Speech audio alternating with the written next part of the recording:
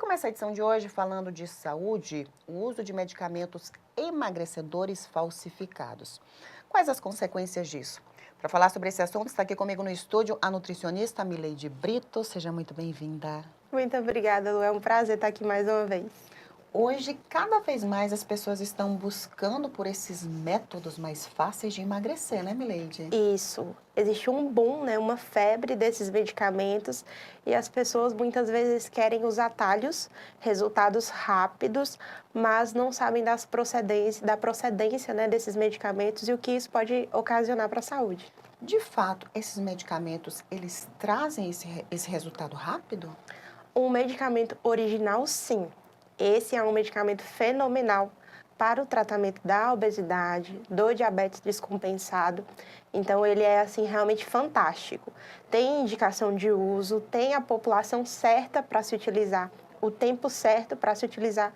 Então, eu acredito que ele é realmente fantástico. Quando a gente fala em medicamentos falsificados, infelizmente, hoje em dia as pessoas utilizam de má fé também em cima dos medicamentos, né? Quais os riscos disso? São inúmeros riscos, né? O primeiro risco que você vai ter ali é realmente da sua vida como um todo, porque esse medicamento falsificado pode levar, sim, à morte. Então, você não sabe o que tem dentro daquele frasco. Muitos desses medicamentos estão sendo transportados de forma irregular, o que modifica as moléculas do próprio produto. Então, ele é um produto bom, original, mas pelo meio de transporte acaba sendo modificado e gerando ali consequências irreversíveis para a saúde, né? Gente, como saber, né? Porque o acesso tá aí, gigantesco. Como é que a pessoa pode saber se aquele medicamento ele é falsificado ou não? Então, isso é uma das grandes questões que eu acredito que no Brasil está muito complicado, porque a olho nu nós não vamos conseguir identificar qual é um medicamento original de um medicamento falsificado. A gente precisa ter essa garantia na origem da compra, para que a gente tenha o máximo de segurança possível para fazer a utilização desse medicamento.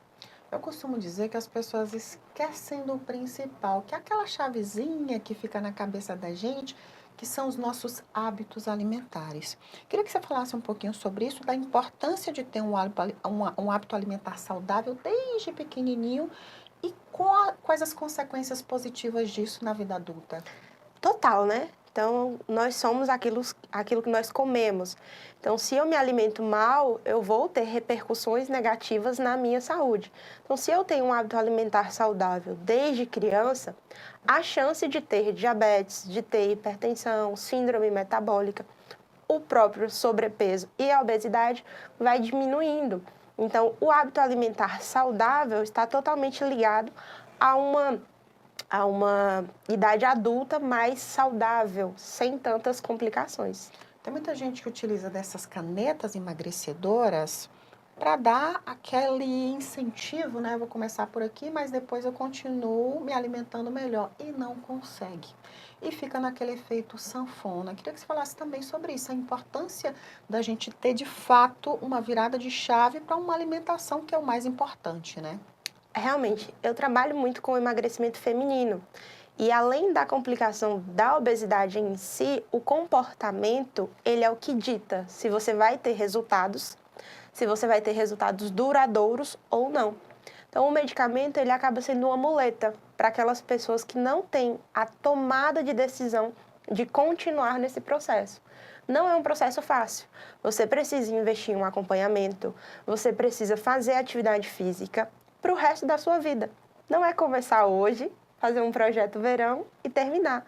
É você fazer isso parte da sua vida, um hábito, até eu falo para os pacientes, até você estar banguelinha, sem dente, no final da vida você vai precisar comer bem e treinar. Você trouxe um ponto importante de que não é fácil, de fato não é fácil, mas como conseguir manter esse hábito, já que é tão difícil? Então, assim, você colocou aqui que é preciso buscar o suporte aí de um nutricionista que vai te ajudar, mas quem vai mandar mesmo naquilo é quem está passando por esse processo de emagrecimento, né? O primeiro passo é você identificar se você consegue realmente fazer sozinho ou não. Se você já entendeu que você não consegue fazer sozinho, você precisa de acompanhamento, você precisa de ajuda especializada. tanto do nutricionista, quanto do médico e também de um profissional de educação física. Então, em diferentes momentos da sua trajetória, cada profissional vai ter um protagonismo maior.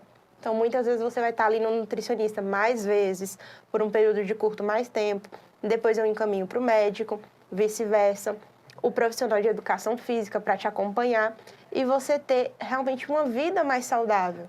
Então, não é simplesmente começar e utilizar o medicamento um mês, ter resultados bons e depois ter o efeito rebote, que é pior ainda.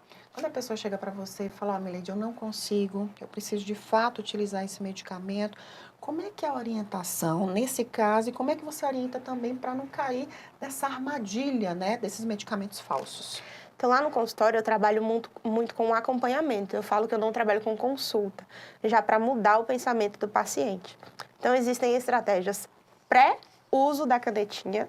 Então, você tem que fazer uma dieta antes de utilizar, durante e após. Então, quando você estiver na fase do desmame, é crucial que você continue fazendo seu planejamento alimentar, trocando as estratégias, para você sempre evoluir e chegar no seu objetivo de fato. E existe uma fase de manutenção, que dura aí até 2 a 3 anos após o uso, para que você não reganhe o peso. Tem muita gente que utiliza esses medicamentos e fica com zero fome, mas é importante comer também, né? Com certeza. Um dos principais problemas do uso dessas canetinhas é a perda de massa muscular. Então, se você não se alimenta, além de perder tecido adiposo, você vai perder em maior proporção tecido muscular. Por isso que gera flacidez, por isso que gera a queda de cabelo, a fraqueza. A sua glicemia pode abaixar muito se você não se alimentar e você também ter risco para a sua saúde levar ao coma por conta de não ter se alimentado. Milady, queria que você deixasse aqui dicas para quem está acompanhando a nossa programação, que quer utilizar esse medicamento, como buscar a melhor forma de comprar um medicamento de procedência. Primeiro passo, você precisa ter uma consulta com o médico para ter indicação de uso. Saber se você vai utilizar, se é necessário para o seu caso, qual a dosagem que você vai utilizar, o tempo que você vai utilizar esse medicamento. E o seu próprio médico também ele pode te orientar locais de confiança para que você consiga adquirir esse medicamento. Segundo passo, sempre compre em lugares credenciados, que tem ali toda a regularização pelos órgãos competentes.